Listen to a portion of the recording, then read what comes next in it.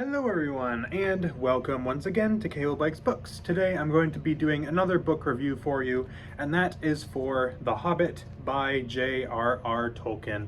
Now, I'm going to introduce this book anyway, but really this book needs no introduction. If you're watching this video, you've probably either read this book before, or you've seen the movies, or you at least know what it is.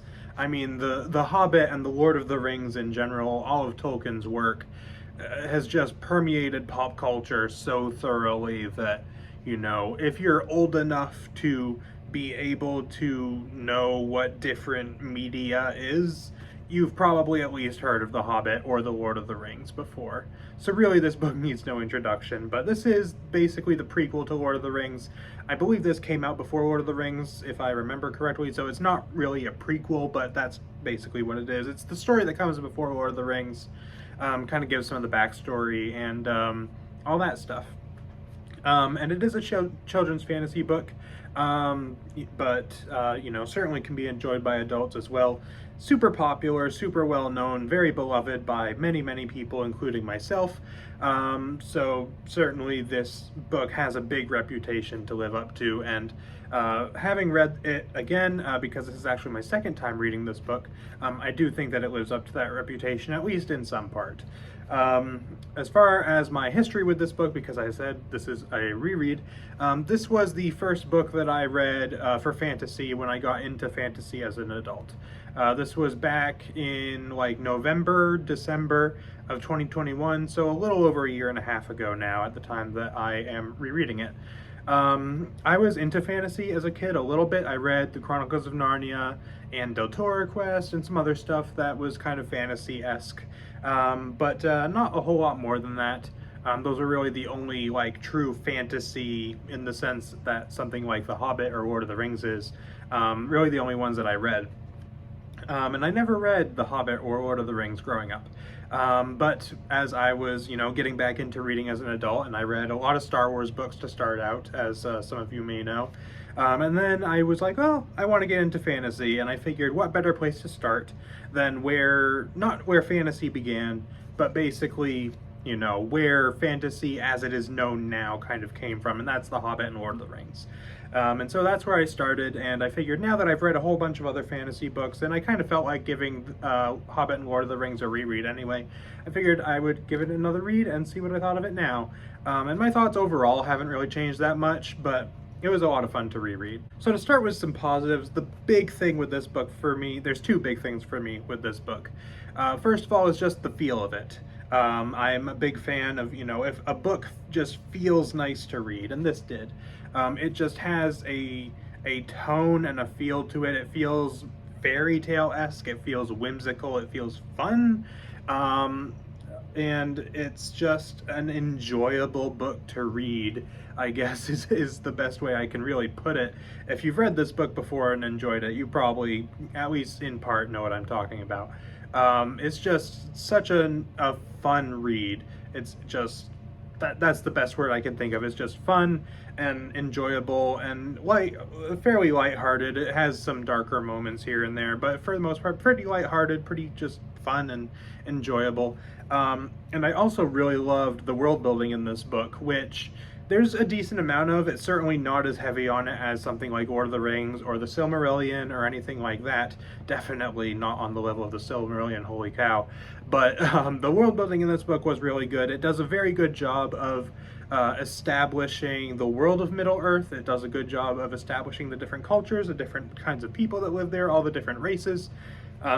Granted, this point partially is influenced by me already having read Lord of the Rings and seen the movies and not being super well versed in the lore necessarily, even though I've read, Silmarillion and different things like that. But, I'm pretty aware of what Lord of the Rings and Middle-earth and all these things are. So this point for me is certainly influenced by that. But I love how this book sets all that stuff up.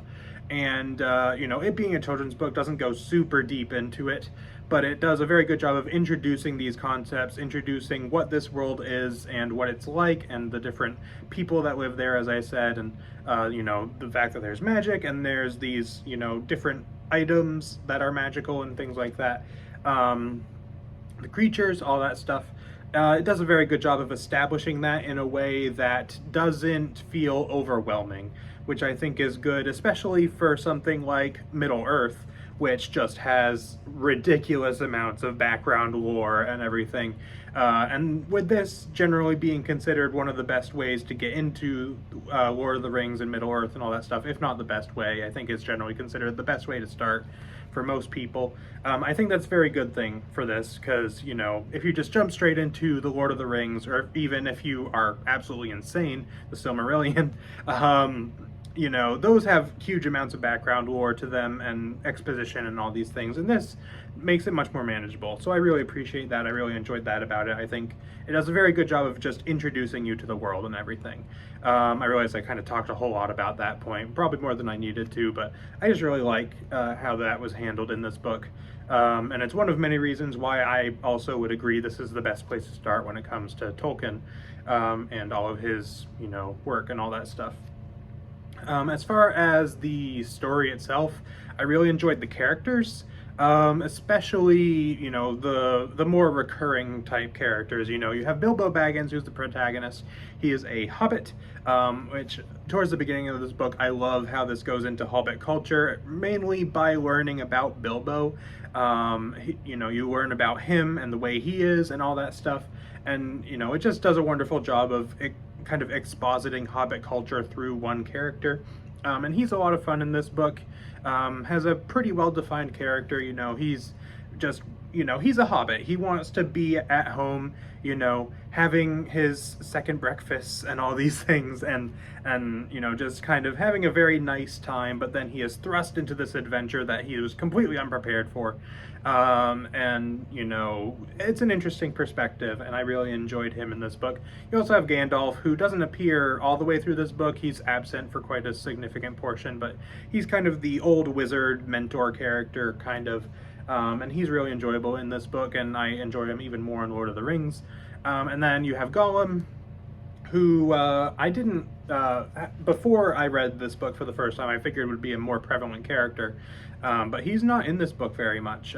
He's much more prevalent in Lord of the Rings, so I'm not going to talk about him a huge amount, but he's really good in this book, does a good job establishing who he is and all of that stuff. And then with the ring that Bilbo finds, you know, stuff happens with that in Lord of the Rings, which, if you happen to have no idea about what The Hobbit and Lord of the Rings is somehow, I'm not going to spoil how that's significant, but, you know, all that stuff is really well done. You also have the dwarves, which I don't find terribly memorable individually, even like Thorin, who's kind of the main dwarf character in this book. I don't find any of them super memorable, but as a group, they are wonderful.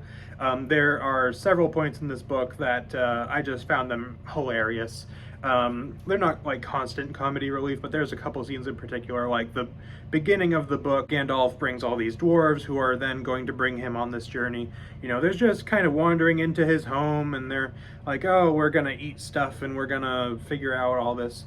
It was just very humorous. And then there's another point in the book very similar to that, where it's just Gandalf's telling the story of how they got to where they are to this other guy, and he's like, oh yes, and there were 4 of us or whatever, and then the guy's like, oh, 4 of you, I only see 2, and then he's like, oh, here come 2 of the dwarves, and then he kind of continues doing that until all 15 or whatever are there, and it's very amusing. I loved that stuff in this book. But yeah, the dwarves, not super memorable on their own in my opinion, but definitely quite a bit of fun.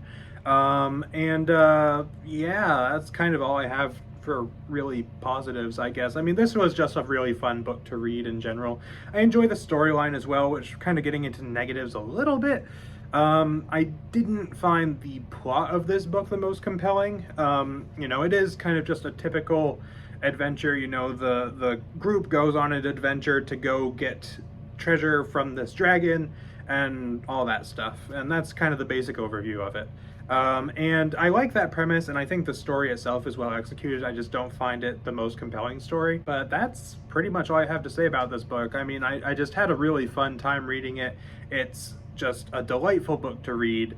Not a whole lot that I didn't like in it, aside from, you know, not really being super into the story at some points, but even then it was still fine and good and generally enjoyable. And even at the points where the story wasn't quite as interesting to me, the other stuff that I mentioned, you know, the world building, the characters, all that, kind of kept me interested. So, plus this book is super short. I don't know what the word count of The Hobbit is, but this edition, which by the way, this is from like the 1980s. I used to have a movie tie-in edition, but I sold it, and then I wanted to get a new edition that matched the rest of my Lord of the Rings, and it turns out that the edition that I got was this one instead, which still doesn't match, but oh well. It's from like 1983, which is cool, so I don't mind keeping it. But this was under 300 pages. It was like 270 pages or something. So this is not a very short, it is a very short book, not very long book. So even, you know, the story not being super engaging for me at some points didn't really matter because it just kind of kept going along really quickly and didn't last too long and was a nice, pleasant, short book to read. But yeah, that kind of wraps up all my thoughts on this book pretty much. As far as a rating that I would give this book out of 10, I'd give it an 8 out of 10. I might consider an 8.5 if I were to be a little more generous. I would probably be comfortable giving this an 8.5, but I would say like a solid 8 out of 10 and maybe an 8.5 if you know, I wanted to. Really enjoyed this one a lot. It's a classic for a reason. It's just a very enjoyable book.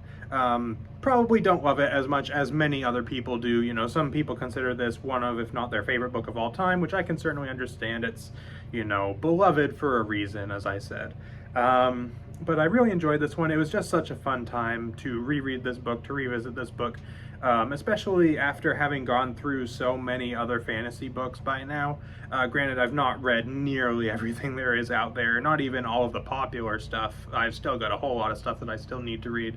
But it was a lot of fun to go back to such a classic story after all that time, having read a bunch of other stuff that was inspired by Tolkien and other stuff that built upon what he did and even went in completely different directions than he did and all these things. It was fun to just get back to this classic sort of story.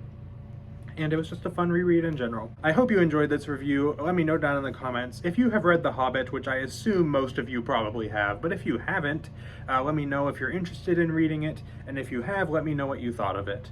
And all of that stuff. I am intending to reread the Lord of the Rings trilogy as well later this year. I'm not going to reread it right now because this video is going to be going up in a little bit, but at this point it's in the end of June. I already have my books planned out for July, but as well as some of them for August. So I'll probably be reading Lord of the Rings August, September, somewhere around there maybe. I may spread them out a little bit. I'm not sure exactly yet. But I will be rereading them by the end of the year. That is my plan. And I'm very excited to do so, especially having now reread this. And in general, I'm just really excited to revisit those books because I really, really loved them the first time I read them.